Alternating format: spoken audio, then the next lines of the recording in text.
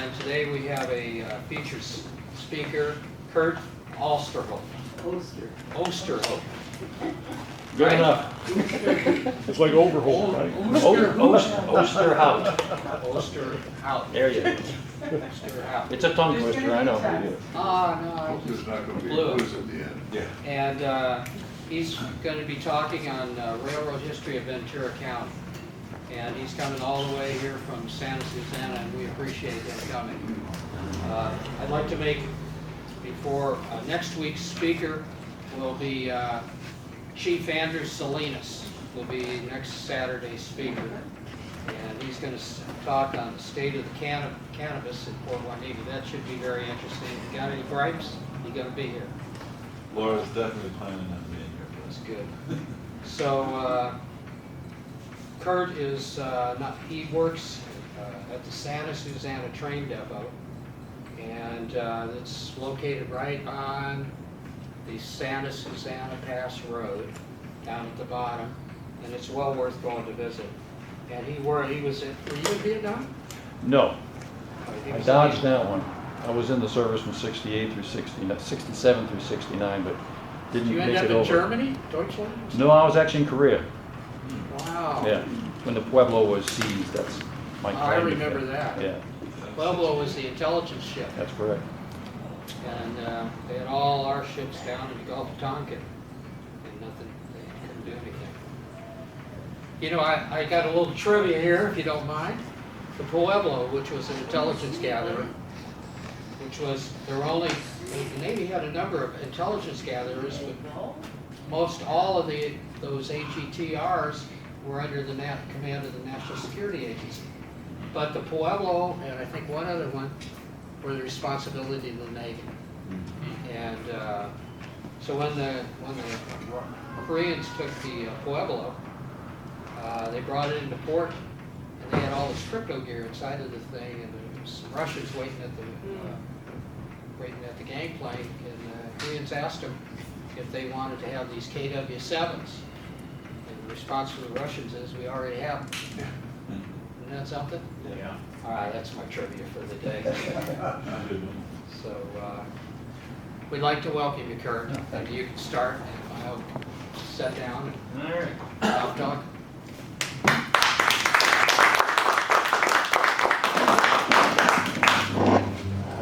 Well, we have to make this official, okay? So the first thing I need to do is put the cap on, since we're talking about railroad history. My name is Curt. It's nice that we can get a group together and kind of catch up on some of the local history. We've been out here a few times, haven't been inside, but we're from the Inland Valley. See me out there, it gets pretty warm, so we like to come out here and just cool off. About a month and a half ago, we were over at the farmer's market over there at the harbor, and we thought we'd come by again, and what do you know, the doors were open. So we had a chance to come in, and we talked to this gentleman right here, and I'm sorry I don't remember your name. John, okay, geez, I should remember that, John. And that gave us a chance, of course, to catch up on all the local history through your displays and all these wonderful photographs that you have in this place. And you know, I always encourage people when they come down to the museum to try to use your imaginations. You come into a facility like this and just kind of wonder what it was like to come through these doors. Most people probably knew each other on a first name basis, conducted their business, and just get a feel for what this whole area was about. So, I mean, it's just all good history, local history. A couple of years back, my wife and I had an opportunity, it's kind of an adventure. I don't know if you've ever heard of the Passport to History program, but this brochure gave us a chance, what is it, about 70 museums, to visit all these different museums, as far north as San Luis Obispo County, all the way down to San Diego County, and everywhere in between. And so we got a chance to visit all these museums. And more important than that, we got a chance to meet all the wonderful volunteers and docents, of course, more than willing to share their chapter in history. And here we are gathered today to talk about one of those chapters, Southern Pacific Railroad through Ventura County, and more specifically Santa Susana, because that's kind of where I'm a docent down that way. So communities grew up around train stations. From the far east end of the county at a small little community called Santa Susana, the tracks then headed into Moore Park. Their depot was located on High Street, and then it was out along Highway 34 to Somas. That depot was located next to the railroad tracks across from the Hagel lumberyard today. Then a short jaunt into Camarillo. That depot was located approximately where the Metrolink station sits today. Then along East 5th Street into Oxnard. Now that depot, it's actually the second depot, is actually still being used by the maintenance crews of the Union Pacific Railroad. Then it was out into Ventura before the tracks continued on out to Carpinteria and in Santa Barbara County. Also, Ojai had a small depot that was built to link their community with Ventura. That depot shut down in the mid-50s. That track was pulled up and eventually would become the bike path that links those two communities today. Depots were important structures in each community. They were usually the first post office in town, so you did all your shipping and receiving at the train station. In the early years of communications, you sent your telegraphs and telegrams at the train station. You know, when you think about it, who was the first guy to know what was going on anywhere in the country? It was the guy that telegraphed you. This is probably somebody you knew on a first-name basis, came out, had coffee with the guy, picked up your mail packages, got caught up on all the current events. So, when that golden spike was driven at Promontory, Utah, history was made. We had our first rail link between the East Coast and the West Coast. And that familiar slogan, "Go West, young man," was heard. And that's what people did. They headed west. They broke open this part of the country. Well, just as important was when the Southern Pacific Railroad decided to link the northern half of the state with Southern California. So they began laying track from the Bay Area, their headquarters, over to Sacramento. Now from Sacramento, the railroad, tapping into the resources of the San Joaquin Valley, laid their tracks through and into Bakersfield. Now, from Bakersfield, the tracks were turned to avoid the Tejon Pass toward the desert communities via the Tehachapi Pass of Mojave, Lancaster, and Palmdale. Tracks then went through Soledad Canyon, exiting at present-day Canyon Country, which was known as Lang at that time on the timetable. This is near where the ceremonial golden spike was driven. Now from Lang, the tracks would then be laid into the community of Saugus. Now Saugus would become a major junction on the railroad. Keep that community's name in mind. We're going to talk about that in just a little while. From Saugus, the tracks would then enter the historic Newhall Tunnel. Historic because it was the longest railroad tunnel in the continent at the time. Exiting in Sylmar, the tracks then continued across the San Fernando Valley floor and into Los Angeles, and we had our first link between the northern and southern half of the state, and it was to be called the Southern Pacific Valley Line. Now already underway was talk about a secondary route to be called the Coastline. Tracks would originate once again in the Bay Area, this time heading south into San Jose. Now from San Jose, they would go into the community of Goleta, which would become, not Goleta, but what's the garlic capital of the world out that way? Thank you. Gilroy. And it still is the garlic capital of the world. Now the railroad once again sees a chance to tap into the lush resources of the Salinas Valley. So they lay tracks through the valley and into San Luis Obispo. Now this would become the halfway point on the coastline. It was referred to as slow. It's also still a crew change point for the Union Pacific and Amtrak trains that go through that area. From Slow, the tracks would then continue south along the coast through Santa Barbara and finally into Ventura. Now a couple of miles south of Ventura at Montalvo, the railroad decides to turn their tracks inland to serve the agricultural communities of Saticoy, Santa Paula, Sespe, Fillmore, Piru, paralleling Highway 126 through Castaic and into Saugus, where they joined the Valley Line. This was established in 1876. This would become the original coastline route of the Southern Pacific. Now, over the course of time, having two main lines converge on a small community like Saugus was causing what they called a bottleneck effect, affecting safety and timetables and scheduling and so forth. So there was talk about continuing the tracks through the historic Santa Susana Pass. Well, that was all expedited. When the American Sugar Beet Factory opened up a processing plant in Oxnard, once again the railroad is rubbing their hands together. They see a chance to tap into that resource. So they built a spur line from Montalvo to the processing plant in Oxnard. All the farmers were growing sugar beets. It was just a matter of time before the tracks continued upon or across the Oxnard Plains, Camarillo, Somas, Moorpark, Semiopolis, as it was called for a short time, and finally into the community of Santa Susana. Now, in Santa Susana, a special railroad car was set up, kind of a half boxcar, half caboose. An agent would actually live and work out of that car for the next 3.5 years. Santa Susana was the end of the line coming from the north. Now, as I said before, all the farmers were growing sugar beets. So there were beet rack dumps that were located throughout the county. Now in Simi, loaded wagons, pulled by horse, filled with sugar beets, came up a 1-lane dirt road to the railroad crossing. It's called First Street today, and that's a 6-lane auto crossing. Those wagons were turned east and they were pulled about a half a mile down to where the beet rack dump was located. And this was going on throughout the county. Wagons were pulled up, offloaded into waiting sugar beet cars that were furnished by the railroad. They were then switched on to the main line and headed west out to the beet factory in Oxnard. By now, the railroad had established a link between the processing plant and the port of Hueneme, so that product could be shipped anywhere in the world. Now, that whole network of track today is run by the Ventura County Railroad Transportation Company, primarily to get imports from the port out here over to Oxnard and transfer to the Union Pacific Railroad. Now, back at that First Street crossing in Simi, just west, the Strathern siding track was laid. This was to accommodate the cattle breeders in the area. Cattle would be herded down, loaded into waiting cattle cars, switched onto the main line and headed east toward the stockyards that were in Los Angeles, or near Los Angeles. Back in Santa Susana, if you needed to get to Los Angeles by rail, after the train arrived from the north, it would pull into Santa Susana and you boarded. That train would then back up across Tapo Street to an east switch of a Y track, thereby backing the train in a northerly direction. It would then exit on the west switch of the Y, turning the train around and heading it back to Ventura.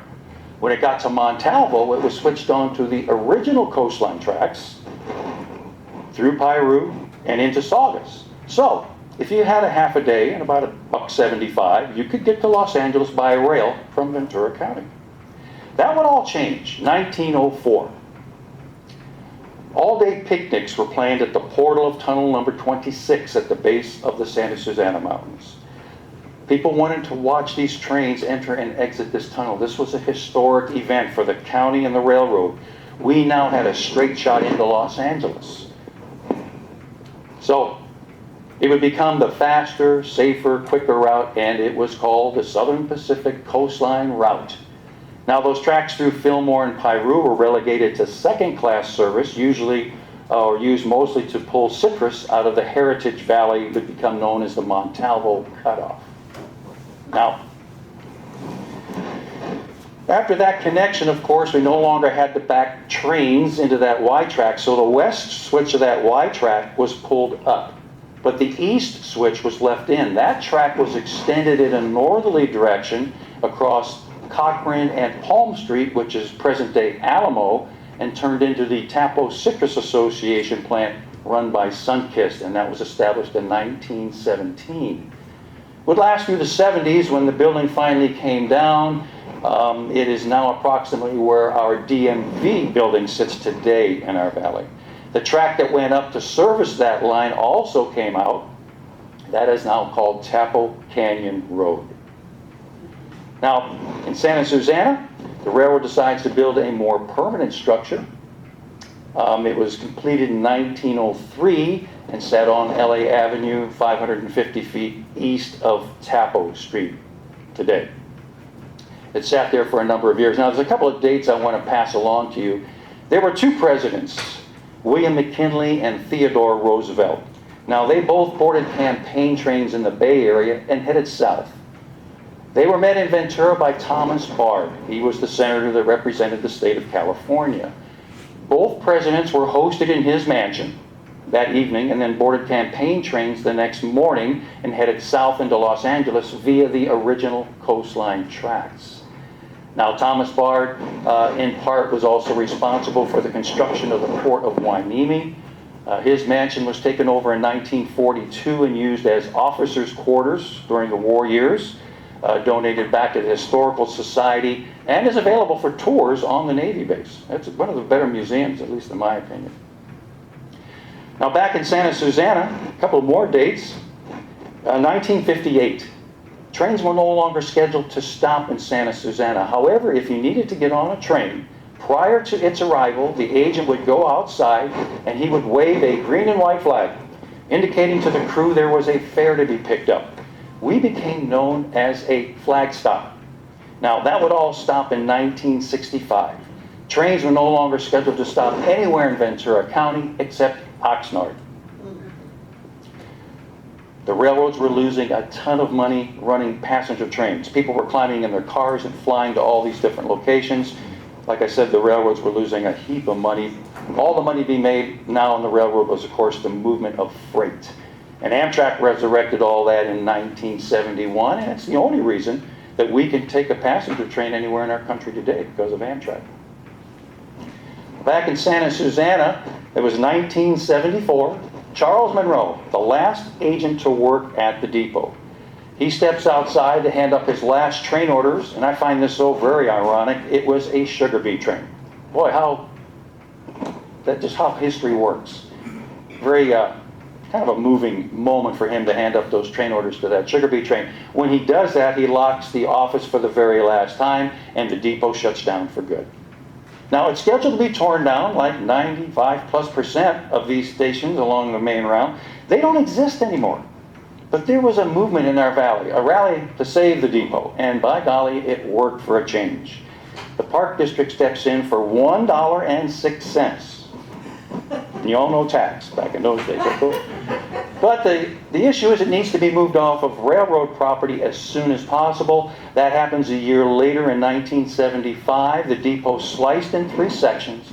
It's moved down Los Angeles Avenue to its present-day site at the base of the Santa Susana Mountains. And that's where it sits for a few years, until the funds become available to restore the facility. And we're going on, I think this is our 21st year that we have been opened up as a museum. So coming down to the depot, we have some outside displays, most of which are hands-on. We'll get you to operate a crossing signal. We have an old wig-wag signal. Maybe some of you remember those from the 30s. We have one that we operate for you.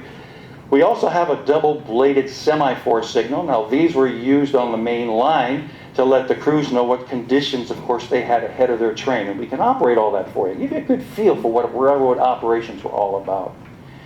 From the outside area, we'll take you up into the waiting room.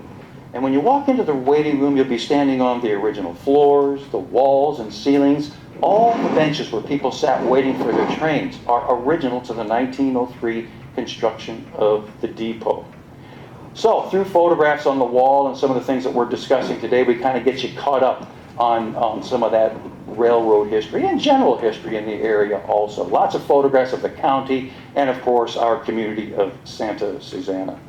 From the waiting room, we then get a chance to go into the agent's office. That is a pretty special place. This is where all the commerce was done on the original counters that are still there today. 116 years old, we're still using the original counters. We'll talk about some of the responsibilities of the agents, communications. We have a telegraph key that you can fire up, a teletype machine that will operate for you. This was all critical points of communications that were used through the decades of advancement. This information coming across the wire was very important to the agent. A lot of that communications between the dispatcher and the agent involved movements involving the trains that were passing the depot that had to be handed up as the train crossed the depot, went through the depot at 40 miles per hour. And we demonstrate all that for you. We'll give you an idea what it was like to grab train orders. Mail was another huge contract for the railroads.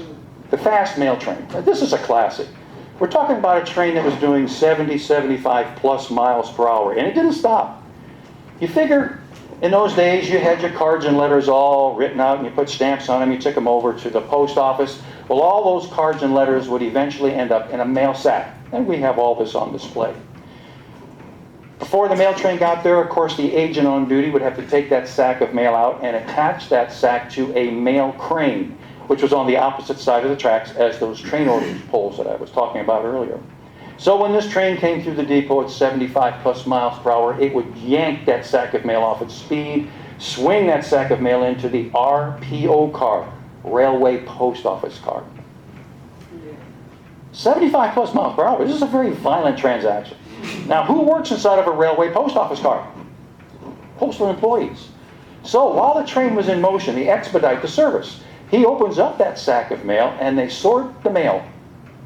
Depending on where you've addressed your letters, they're going to go inside one of these sacks that line the interior of this RPO car. So when this train gets to Los Angeles, as an example, all these different sacks of mail are going to go on a different train. You know, we had hundreds of railroads in those days. You're talking New York Central, Pennsy, Milwaukee Road, Rio Grande, Southern Pacific, SP. The list goes on and on and on. Huge contract for the railroads was that fast mail train. Now there was another mail train. This was interesting too. Now let's say you came into the depot, you had a package you wanted to mail. You would pay for it, all the transportation fees and so forth. Now we're talking about a train that would originate in the Bay Area as an example and go all the way to Los Angeles. It took it 23 hours to get there. That's why they nicknamed it Sad Sam. Why? It had to stop at every single station along the route so parcels and packages could be loaded into the REA car, Railway Express Agency car. No, long before we had UPS and FedEx and companies that we use today, it all started with the REA, that little red triangle on those olive green trucks. Boy, if you like old movies, you look at some of those street scenes, look at the background. You'll see them all the time. So parcels went into the REA car, mail into the RPO car. Very efficient way to run the mail. Both of those systems were discontinued in 1967. It was more economical to go by truck and by air. Yeah. So the railroads lost out on a pretty big contract. Now talking about the agents in the early years operations, and Charles Monroe, as I mentioned before, he was the last agent to work at Santa Susana. Well, he has more to share with us. This guy had 37 years with the Southern Pacific Railroad. In that 37-year span, he was bumped 17 different times. Wow. So they could never afford to buy real estate anywhere, not knowing where they were going to be living. So the railroads furnished the living quarters on the second floor. So there's a good chance if you worked at these depots, you lived there also. 17 times this happened to Charles. So, in our situation here at Santa Susana, we also had a very unique story. We had a husband and wife team that worked and lived at the depot, Roscoe and Laura Sims. We talk a little bit about that history, how all that happened, and then we get a chance to take you upstairs, show you what their lifestyles were like. We've decorated the bedroom, living room, kitchen, and dining area into a 1940s theme to give you an idea of what it might have been like to live at the depot through those glory years, as I refer to them. And that's an attraction we've just opened up about 3 years now, and it's really very, very popular. People come down. Let's go upstairs. Let's see what it was like to live in the 1940s. So something you got to come down and see. Now, coming downstairs, we'll then take you up on the freight dock and into the first bay. This is where the Model Railroad Club has a huge HO gauge model railroad layout. It's over 500 feet of track that depict the coastline in the late 40s and 50s. Now, I'm not even going to try to describe this to you. It's just something you have to see to believe. Okay? And they run it like a real railroad. They got a dispatcher in the window. They're talking through headsets, pull your train into this siding to let this train go by. It's incredible. It's really worth coming down to see. Now from that room, we'll take you down the deck and into our last room. This is our media room. It gives us a chance to, this is where our meetings are held, and much the same as we're doing here, we get a chance to catch up on history, show you some films. The one that we really like to show is the history of the coastline.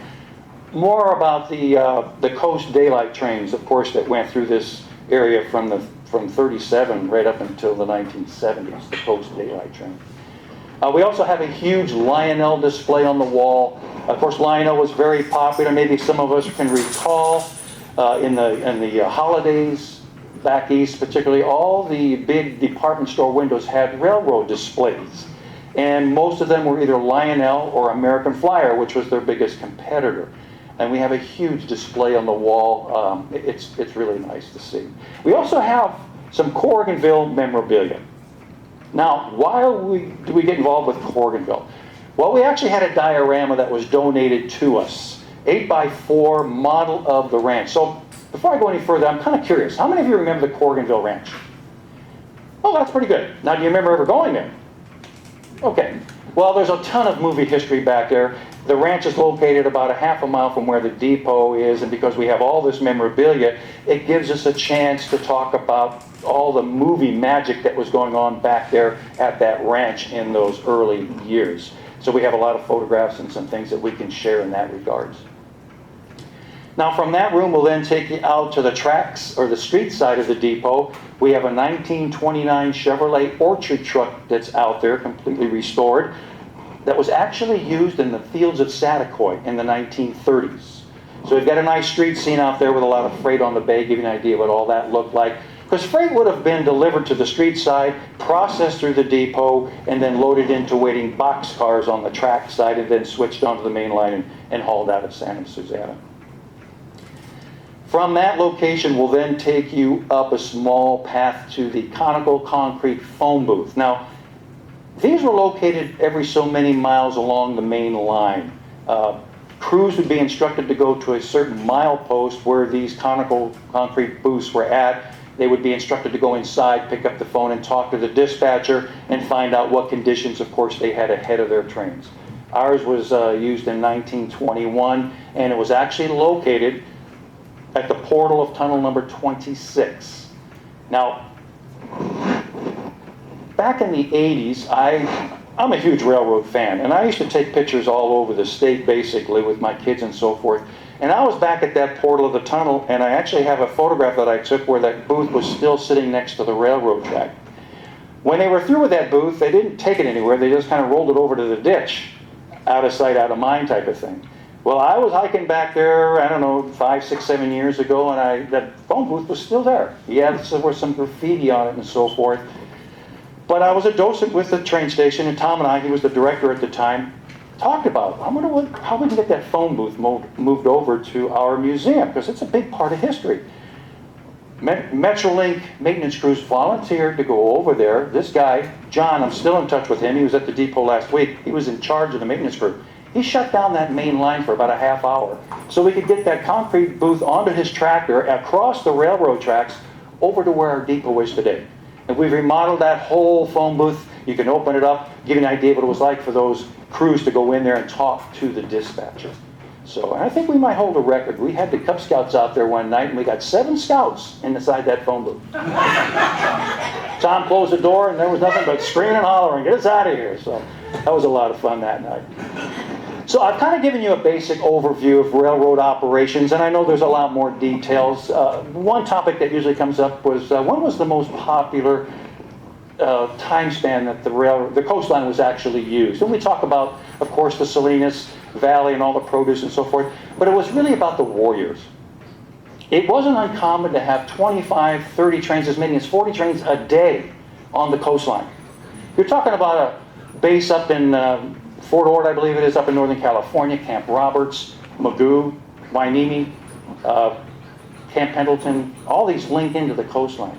So all these trains would have been moving these troops in and out of those locations. So this was a busy stretch of railroad for those war years, the coastline route. And they still do run military trains occasionally on the coastline route. And even if it's not a Union Pacific freight train, BNSF as an example of Burlington Northern Santa Fe, they run their military trains on the coastline because it's a more camouflaged route, if you will. It's not out there on the I-5 corridor for everybody to kind of see what kind of movements we have. Now, with technology the way it is today, how much of a difference does that make? I don't know. But the fact that they still run their military trains on the Union Pacific coastline kind of gives you an idea. They still try to keep that out of the mainstream media, if you will. So it's still pretty popular. So the war years were probably the most extensive use of the coastline in regards to pure volume. Okay? Now, our museum is open every Saturday and Sunday from 1 to 4 o'clock to the general public, but I always recommend tours. And these have become popular. We've done probably 20 tours so far this year. It's a great way to come to the depot. We get you in groups depending on how many people, and you get to hear the whole story. You get to go into each room and we get to talk about all that great stuff, and you get to hear all the sound effects and everything that we got going on. So that's kind of what I recommend, a group like this. If you want to come down and visit the museum, we do those 7 days a week at your convenience, whatever time that would be accommodating. So having said all that, are there any questions? Do you have any brochures? I brought some. Yes, all the information for tours and about the model railroad that I referred to, of course, all that information is there along with phone numbers, so forth and so on. Yes, sir. I see mostly passenger traffic on this coast route. Yeah. Do they favor the inland route for freight more? Yes. This is kind of hard to figure out, too. Union Pacific poured a ton of money into the track north of Santa Barbara. So all of us rail fans were kind of rubbing our hands together thinking, oh my God, they're putting all this money into the coastline route. Maybe they're going to start running, more freight trains. It's been just the opposite. And now that the tank train doesn't run anymore because that's all by pipe and truck, very few through freight service. Occasional auto rack train, maybe a container train every now and then, but nothing like it used to be in those glory years that I've been referring to. It's all about Amtrak now, the Coast Starlight, and of course all those Surfliner trains. And of course we have a commuter service, the Metrolink trains that run through the area also. So are those a headache for Union Pacific to deal with all that commuter train? Would they just rather avoid the route? It's not for that reason. It's just because they don't want to deal with maintenance issues on the coastline route. Now that might be part of it, because you're not only talking about a commuter service they have to deal with in Southern California, but you talk about all the commuter issues going on up in Northern California. So yes, there's probably some conflict there. Prior, how long has it been? Maybe 6-7 years. The Union Pacific owned the whole coastline route. And what they were doing, they were parking the commuter trains to let their freight service go through. Well, how are you going to run a commuter service if you can't get people in town on time? They were trying to discourage that because they wanted their freights to get in and out of town on time. So how do we alleviate that issue? Metrolink buys that track. They actually own the track from Los Angeles out to Ventura. So now they park the freight trains to run their commuter trains and, of course, Amtrak trains. That's why they have a 98.7 on-time ratio. And that's the only way you can run a commuter service, to get people in town on time. So that might be part of the reason. The I-5 corridor is nothing but freight. I mean, they have their commuter trains between Bakersfield and Sacramento, I believe it is, but they've got double track out that way and they get past all that. So that's one of the reasons that you alluded to. Yes, sir. You had a very impressive overview of early railroad history, here, and I lost track of it a little bit. Sure. Let me ask you if I have it right. The Southern Pacific did the Central Valley route, is that right? Correct. And the Union Pacific built the coast route? No, that was all Southern Pacific. Union Pacific took over Southern Pacific in 1995, 1996. Okay, so currently it's Union Pacific. That is correct. Because they merged back. That is correct. And I think the Southern Pacific actually was like a sister company that the same big five railroad guys. Yes. Union Pacific started the Southern Pacific. I guess for political reasons, I think. Yeah, there's probably more to that story too, because the Southern Pacific was a separate entity by itself. When you talk about Worthington and some of these bankers that got involved in the building of the railroad, the Southern Pacific was its own entity. And then, of course, they didn't know how to run a railroad as time went on. They were always a fun railroad to get out and stand next to and take photographs of, because you never knew what to expect. They never washed their units. They were usually late. They had pooled power. So they were an interesting railroad to watch, but they were losing money. Then Rio Grande, the president, Schultz or something like that, he bought the railroad, and it kind of merged with Rio Grande Railroad at the time. But he couldn't make it work either. So along comes Union Pacific, and now we can just dissolve the Southern Pacific entirely. In fact, there was a huge bid on Union Pacific, and Burlington Northern Santa Fe were trying to buy Southern Pacific. But Southern Pacific Santa Fe conceded, and Union Pacific picked up the entire Southern Pacific system. And I believe that was in 95, 96. You can check me on that. One other question. Yeah. The coast route, as it was being built, you said it was working its way south. At Ventura, it took a turn up 126? That's correct. And then came back into Newhall, or? Saugus, specifically. And that's one of the reasons why the Saugus Depot was built in 1876. The coastline kind of merged right there with the original valley line. Okay? As I said before, because all this congestion as time went by was created at Saugus, that's when they thought about continuing the tracks through the Oxnard Plains and through the Santa Susana Pass came about. Okay. But that was all Southern Pacific, and that, as I said before, was the original coastline route. And I always mention to folks, if you're around Fillmore, riding one of their excursion trains, which they still do on the weekends, the Orange Blossom Special, murder mystery trains, dinner trains, I mean, think about the fact, you're riding on the original coastline tracks from the 1870s. I get goosebumps when I talk about this kind of stuff. I mean, that's crazy history. And they're still being used today by the Fillmore and Western Railroad. They run their excursion trains, as I just talked about, and they also do a lot of movies up that way. If you've ever watched some of these TV programs, JAG was one. They were doing a lot of filming up there. Who remembers the MacGyver TV series? Yeah. Oh, that guy was a magician, right? Duct tape and paper clips, this guy could build anything. But a lot of those were filmed right up there. Throw Mama from the Train. Billy Crystal movie, I believe. A lot of that was filmed up that way. And they still use, one of my wife and I's favorite movie, that wine movie, what's that called? A Walk in the Clouds? Yes. Oh, yeah. Okay. Well, when he gets off the train wearing his uniform, that was at Santa Paula. Next time you see that movie, you can't miss it. And of course, it's used in a lot of other movies too. Those are the ones that kind of come to mind right now. So. I've ridden the Polar Express.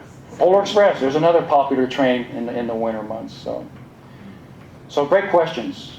Yes, sir. Did you go to the reenactment in Utah this past? You know, I didn't do that. A friend that comes down to the train station, who actually had a relative that was at that ceremony way back then. Yeah, he went back to witness that, and so no, I did not. I was not a participant in that, but that must have been crazy. Now, can you imagine? Great questions. Anybody else? Yes. What's your favorite train trip? My favorite train trip. You know, anytime. I've got two sons, and usually when they were growing up, we would take our yearly adventure, and we would go to these different locations and ride these trains. So the Skunk Train, the one out there, the North Woods, Santa Cruz Railroad. So all of those were so much fun, mostly because I was with my kids, and I got them involved in the railroad hobby. They're still kind of railroad fans today. So a lot of those excursion trains were a lot of fun. I think one of my most memorable trips, I helped a friend of mine move up to Portland, Oregon. And we drove up there, and I dumped him off there, and I'm going to take the train back. And it dumped me off here in Oxnard, of course. But that was a memorable trip also. I mean, you know what was really special? Number one, I'll share a quick story with you. I came from Pennsylvania in the early 50s, okay? And we were on probably the Union Pacific, I believe. And what I remember about that trip was sitting in the dining car. What a special occasion this was. Now, every railroad had railroad china. It was themed china around their railroad. I don't remember that too much.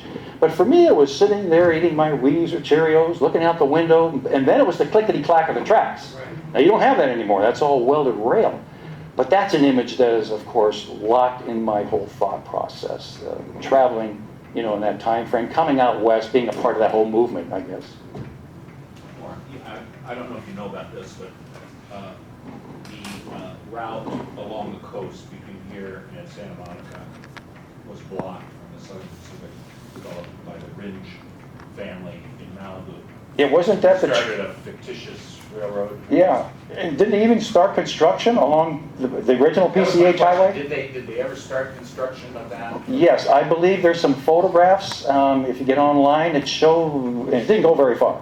Because like you said, there was so much conflict, and then there was the whole maintenance, the issues with landslides, and the maintenance costs that would have kept that line running were enormous. So that was another reason why that just did not come to fruition. So, but yeah, I think you're right.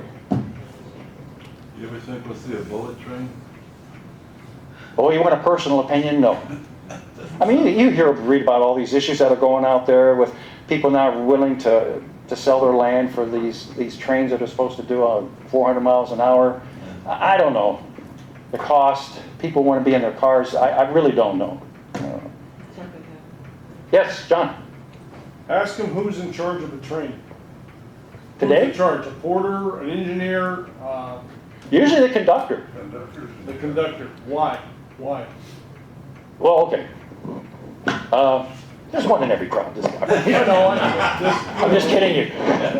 You know, I talk about this too. The fact that, let's talk about those train orders. Remember I talked about how the agents had to hand up these train orders, and there were always two of these orders on a pole.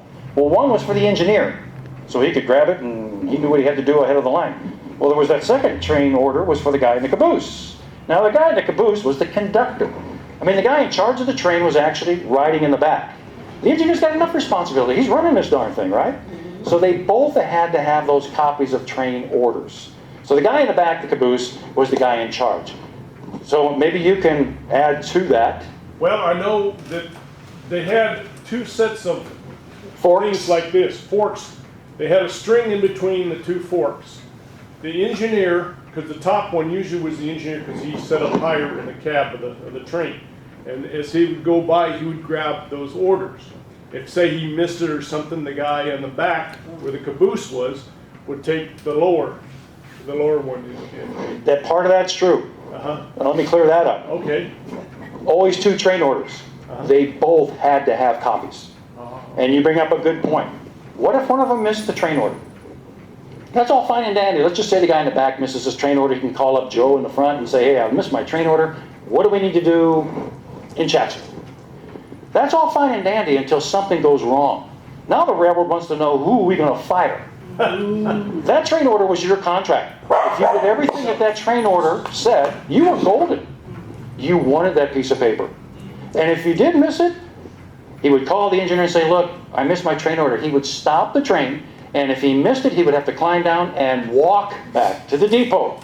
Kind of punishment, I guess you might say. You know, it gets pretty hot out here in these valleys. You miss your train order, can you imagine the mumbling and grumbling he's doing? Oh my God, it takes a mile, 2 miles to stop these trains.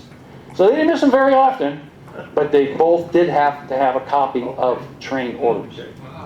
Yes, ma'am. Well, you mentioned Chatsworth. Yes. So I just wondered, what are your thoughts after that tragedy that occurred? And, you know, how does your community think about that? You know, and that's a great question because, I mean, it caught all of us by surprise, but it was human error. And you've read it. Now, there's certain scenarios, and we can play that armchair quarterback and look back. I happened to be at the train station that day that freight train went by Santa Susana. And because he gave us a honk and we waved like we always do. We do our PR work out there. And then I get home, we turn on the news, and I'll be darned if that freight train wasn't the train involved in that collision in Chatsworth. Now, this is the irony, and I'm not trying to open up any discussion about this because it was human error. But usually, freight trains are parked in the siding track to let the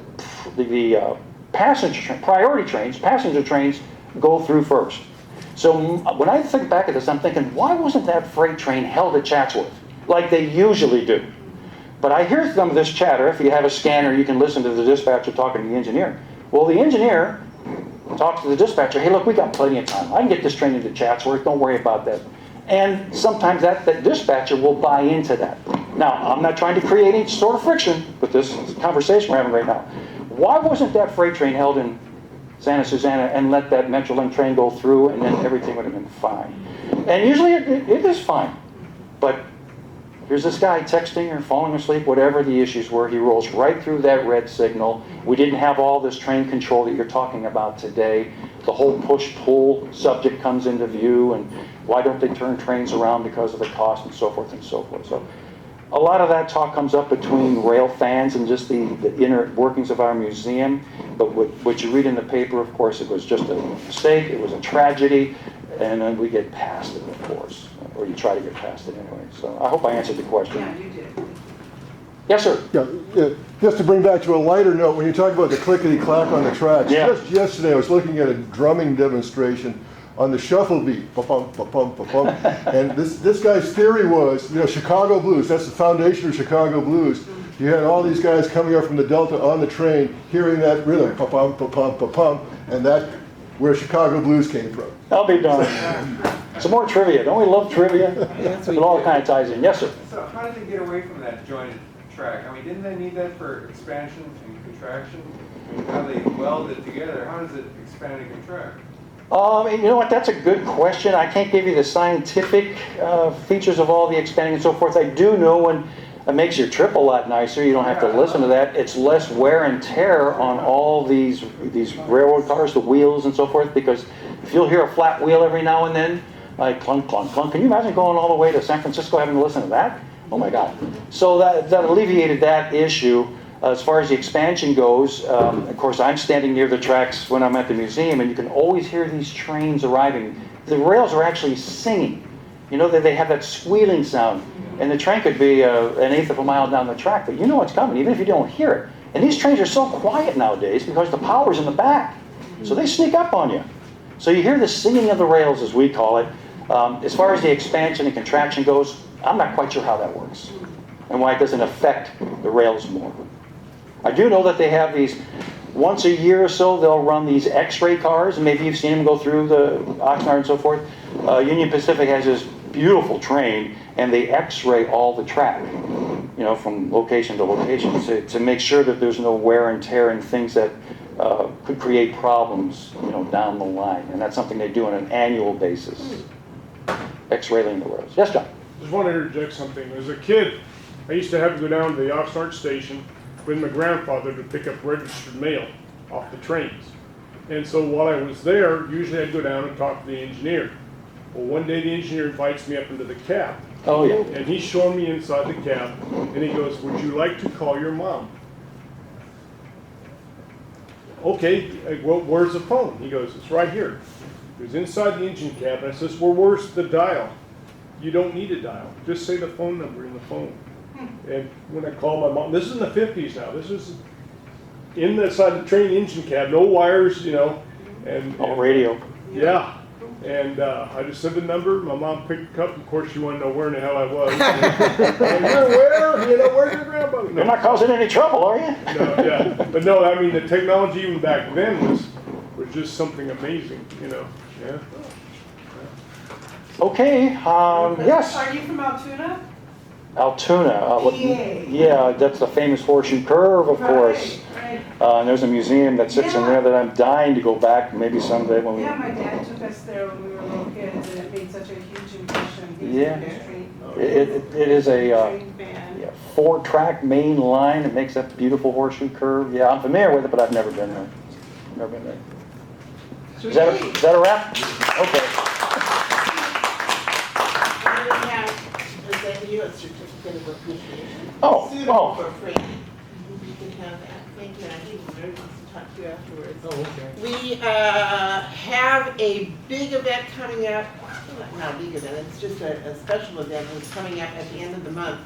It's our gourd painting. That was something everybody wanted to have come back. All you have to do is pay your $5, which is a donation to the museum, and we supply the paint and the gourds and the expertise. So I wanted to make sure you saw that. That's on the 29th from 12 to 3. That's a Sunday. And of course, we're going to pass the hat because we do not get anything but donations. We get the lights and the water from the city, and that's it. So, thank you very much. Quick interjection. We do have a schedule here for upcoming events. If any would like to have one of these, please let us know if you want one. We can talk to So usually every Saturday we have a guest speaker. We talk about a variety of subjects. Yeah, I love So talking come about on railroads. down. It's all free. It's one of the last things it is. So we also have tours of the fort and tours of the lighthouse. If people are interested in any of those, too. So.